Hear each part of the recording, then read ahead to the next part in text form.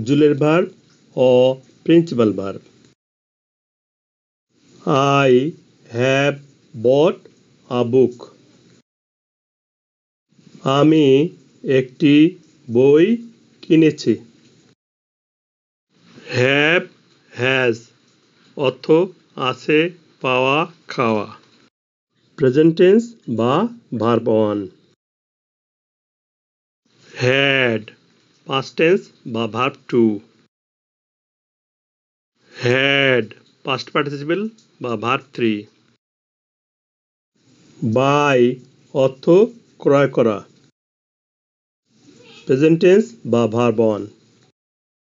Bought past tense বা verb 2. Bought past participle বা verb 3. এ বাক্যে have auxiliary verb এবং principal verb bought past participle। তাহলে বাক্যটি প্রেজেন্ট পারফেক্ট টেন্স। এখানে auxiliary verb have present perfect tense গঠনে সহায়তা করতেছে। have যখন auxiliary verb হবে তখন ইহার কোনো অর্থ থাকবে না। I have a book. আমার একটি বই আছে। এ বাক্যে have ছাড়া আর কোনো ভার্ব নেই।